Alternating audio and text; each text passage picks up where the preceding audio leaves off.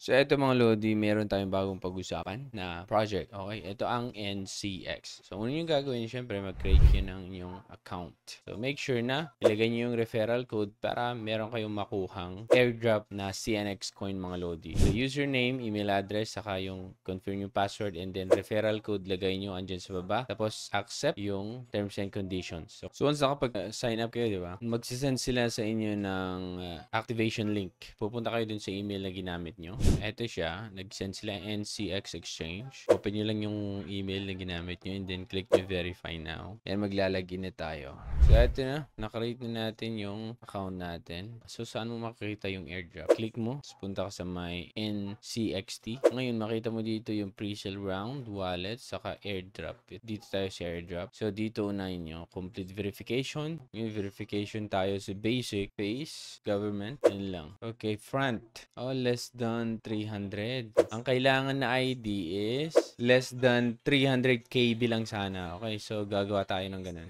So dito mga Lodi, verify nyo lang. Upload nyo yung ID card, front, saka back, and then upload nyo yung selfie nyo, ID, and also your card. Okay, kasama yung card nyo. Nagpicture lang kayo. So nakapag-submit tayo ng KYC kagabi. Ngayon may update ang NCX. Eto siya. So verified na tayo sa KYC. So pwede na nating isubmit yung mga information na kailangan para sa airdrop. Okay? So eto na Lodi. Pag nag-login kayo, makita nyo dito verified. So screenshot nyo lang yan. Kasi yan yung ipapakita natin. So eto na, screenshot na natin. Nagpapakita yung verified doon. So ngayon, pupunta tayo dun sa ating dito, sa my profile, and then NCXT, and then airdrop. So magagawa natin lahat. Make sure lang na meron kayong screenshot dito sa pag-follow nyo sa Telegram, Instagram, Twitter, pag-follow nyo, tapos na-retweet nyo, and then dito sa pag-download nyo sa mobile app. Okay, so una, eto, upload natin yung screenshot natin. So, punta kayo sa, na-save ko lang dito. So, screenshot, eto siya. Upload natin. Yan. Follow sa Telegram. Upload natin yung screenshot. Saan ba yun? Eto. Okay. Follow natin siya sa Instagram. Upload natin. Insta. Eto. Tapos, download. Upload natin. Yung dinownload natin. Eto siya. Okay. Tapos, follow sa Twitter.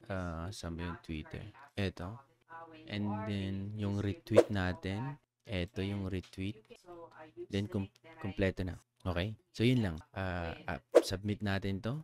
And then, wait natin kung approve tayo. Ayun o. Uploaded. Airdrop proof submitted successfully. Makita nyo dun. Okay? So, eto, basehan nila to para ibigay nila yung 2,000 NCX. Madali lang gawin mga Lodi. Okay? Sayang naman yun. Lalo na pag magkaroon na ng value itong NCX. So, kung gusto nyo man bumili, meron dito pre-sale dashboard. Ganun din sa mobile app nila. So, dito mga Lodi, makikita nyo yan. You know, pre-sale round. Nagpapakita. Ito. Pre-sale round. So, tapos na yung round 1 na ang price is 0.003. Sold out. A minimum is 25. Round 2, completed din. So, ngayon, round 3 ngayon, ang hindi complete. Round 3 na sila. 0.007. So, buy tokens. Enter mo lang. Dapat meron kang asset na dito para may lagay mo yung bibilihin mo. Kumbaga, ang minimum is $50. Lagay mo. Ayan. Ang makukuha mong total NCXT is 7,142. Okay? So, pwede ka na makabili ng ganun. So, dito sa wallet nyo makikita yung mga pinurchase nyo. So, nakakalagay din yung vesting period for 3 months. Round 2, vesting period is 6 months. So, ibig sabihin, ma-unlock lang yan after 6 months. So, dun nyo pa lang siya magagamit. Minsan, itong vesting maganda kasi dahil alam ng mga developers na maraming mga magdadump. So, ito yung paraan nila para ma-sustain yung price. Okay? At yung mga gumagawa nito ay yung mga developers lang din na may plano talaga, long-term plan dito sa project na to. At hindi lamang 6 months. Once na open yan, after 6 months, hindi agad-agad mo ma-withdraw yung binili mo. So, 20% monthly marirelease siya. So, for example, bumili ka ng $100 worth of USDT. So, ilan na yung NCXT na token mo dun. So, after ng 6 months, di ba, na-release na siya. Pero, ang makukuha mo pa dun or ma-withdraw mo, mako-convert mo kung gusto mong i-convert or i-swap into USDT is 20% dun sa kabuuan ng tokens mo. Yun yung tinatawag nilang monthly release. So, hindi siya